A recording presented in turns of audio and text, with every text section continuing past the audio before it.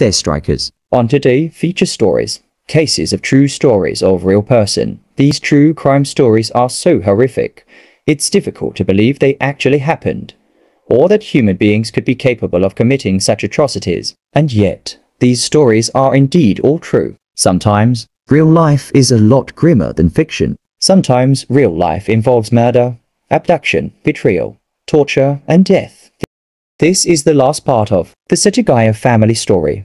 The wounds that Mikio had sustained, multiple stabs, were mostly focused on his neck. They would quickly place together that the stab wounds had been made by a sashimi knife, which was left behind in the family's kitchen. This was the knife that had been purchased just a day beforehand at a local supermarket and had been brought to the scene by the killer. However, in the process of attacking Mikio, the knife had broken in some way. Unfortunately, the details of how exactly the knife had broken is something I do not have. But based on the evidence found at the scene, police immediately theorized that the broken knife had been just one of two murder weapons. The other was a knife the killer had found in Mikio and Yusuko's very own kitchen, which was used to kill the two women upstairs. Most unusual about Mikio's body being discovered is that he was still wearing day clothes, business-friendly attire that he would wear out and about. And one report I read online stated that he was still wearing one shoe. But since I can't find that factoid posted anywhere else, I take that with just a grain of salt. As for the bodies of Yusuko and Nina, I need to discuss the layout of the family's home pretty quickly. The layout of the house is hard to describe, so I will be posting pictures made with a 3D model on the podcast website. But anyhow, the house was built in a way that at the top of the stairs leading up to the second story was a ladder leading up to a third-story loft.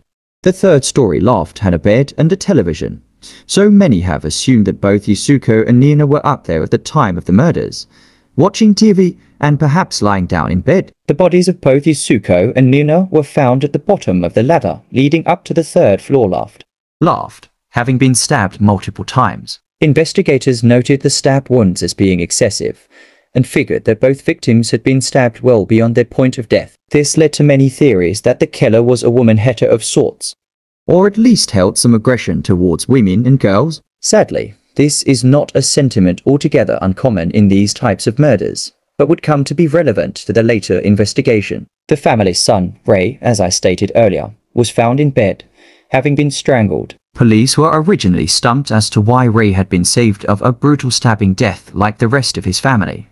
But as they began to piece together the clues, figured that he was the first of the family to be killed. His final moments, while saved from the terror of his family being attacked before him, was still likely marred by a confusion that his 6-year-old mind wouldn't have been able to comprehend. That afternoon, roughly 6 hours after the bodies had been discovered, a young man was admitted to a medical center in Tobuniko Station. Tobuniko Station is a few hours north of Setagaya, the Tokyo district that the Miyazawa family lived in, and the two have many connecting trains that travel.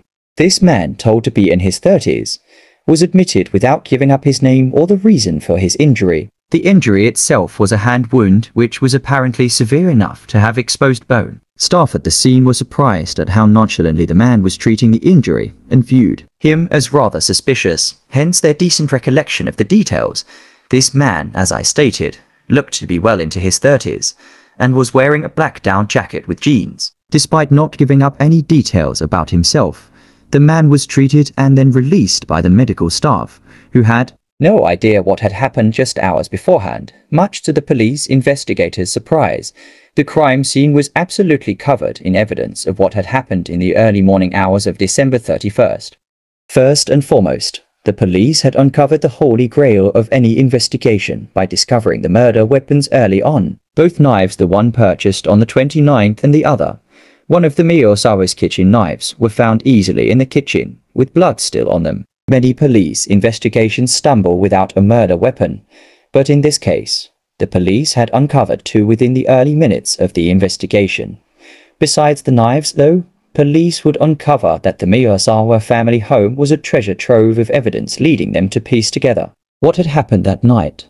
They would find the family's first aid kit had been opened, likely by Yusuko and Nina, sometime during the assault itself. Some of the pieces of bandaging from the first aid kit were found with 8-year-old Nina's blood on them. The upstairs bathroom, disgustingly, police would find unflushed feces. This had apparently been left by the killer, either too ignorant of DNA testing or too proud of his ability to get away with it. Upon investigation, analysts would discover remnants of a sesame spinach dish containing string beans, which had likely been eaten elsewhere in the years since.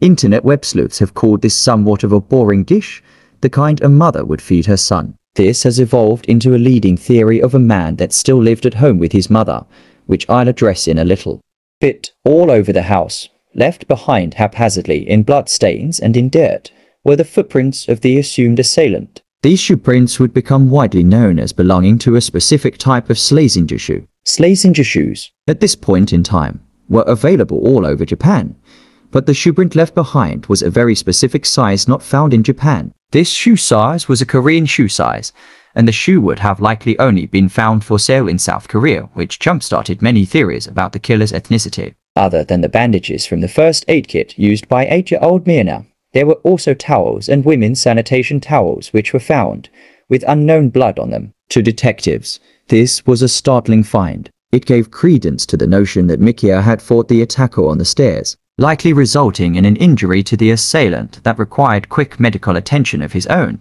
Police would have to send the blood samples away for testing, a process that is by no means an overnight solution. Until then, they would have to keep searching for evidence, which the killer had left. The most startling evidence uncovered in the investigation was a variety of clothing and items brought by the killer or killers and then simply abandoned. It was as if the killer had left the clothing on purpose, or at least paid no mind to leaving the items behind. The killer had likely worn an outfit to the crime scene, which was detailed as clothing a skater would wear. I'll just go ahead and list off the items to save some time. The items were 1 grey crusher hat, 1 black AirTech jacket, white and purple long-sleeve shirt which has been called a sweatshirt at times and a long-sleeved shirt at others, black Edwin gloves, a multicolored scarf without any tags, making it nearly unidentifiable, and a black handkerchief. The long-sleeved shirt was the most noteworthy of the items, due to the blood stains found on it. It wasn't the same style of clothing anyone in the family would have worn,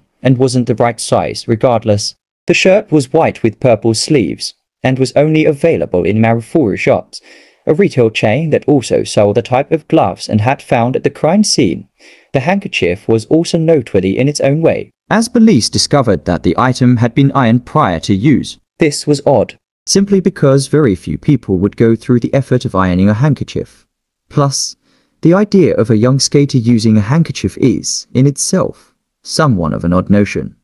So internet theorists have attributed the handkerchief being ironed to another clue of the alleged killer living at home with a mother figure. Forensic analysts would discover trace elements of the male cologne Dracar Noir on the handkerchief, which is not a case-breaking piece of evidence, but still worth noting. All of the clothing items were found to have been washed in hot water, meaning that the water.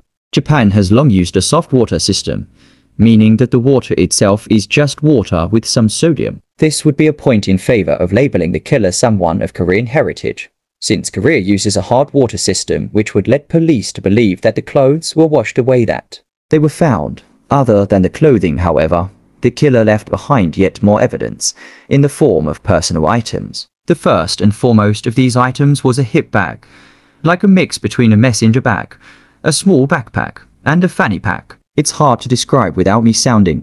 The hip bag itself was rather innocent looking, but did contain some pieces of evidence that would continue to guide the way investigators approached the case. The first piece of evidence was a piece of grip tape used for the surface of skateboards. The second was the trace elements of Dracar Noir, the cologne found on the handkerchief. The last piece of evidence taken from the hip bag, most shockingly, was sand. If this series of events is to be believed, then Yasuko and Nina were the next to be approached by the killer, who attacked them, either upstairs in the 3rd floor loft, or at the foot of the ladder leading up to it. We do know that the first aid kit was utilized by Nina at some point, trying to bandage up some wounds of hers. So it is possible that the killer attacked them with his broken sashimi knife, discovered it was unusable, and he retreated to the kitchen to get another. It was during this pause that the pair of Yasuko and Nina tried to get some medical attention for her, believing the killer had run away for good, because why else wouldn't they have alerted the authorities immediately? Then, if this theory is what happened,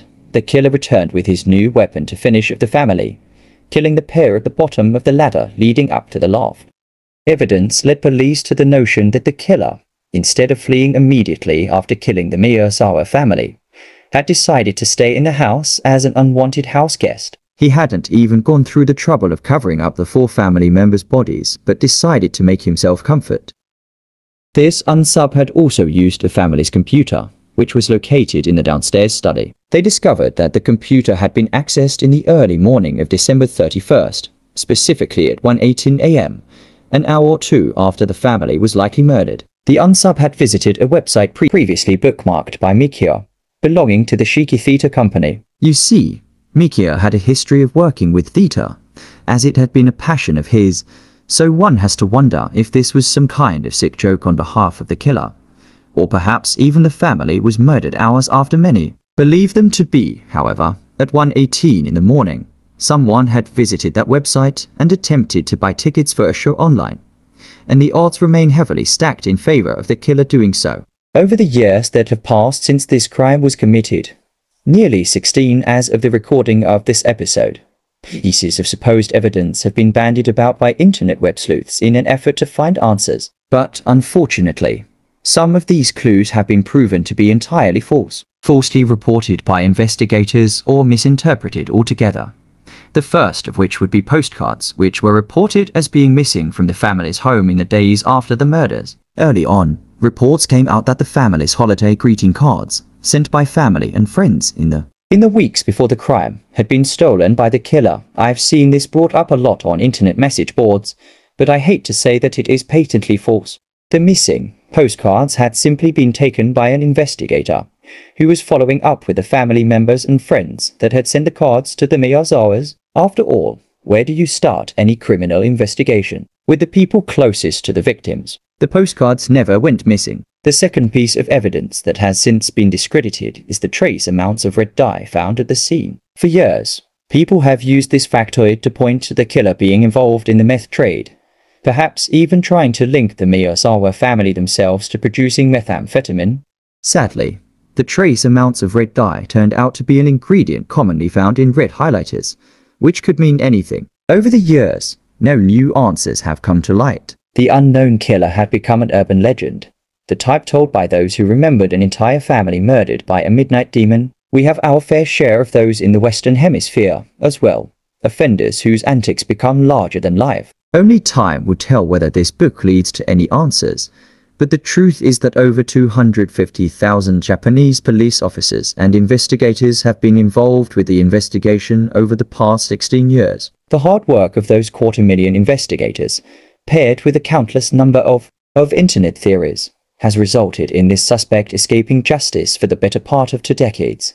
The investigation to find the killer of the Miyazawa family is still unresolved.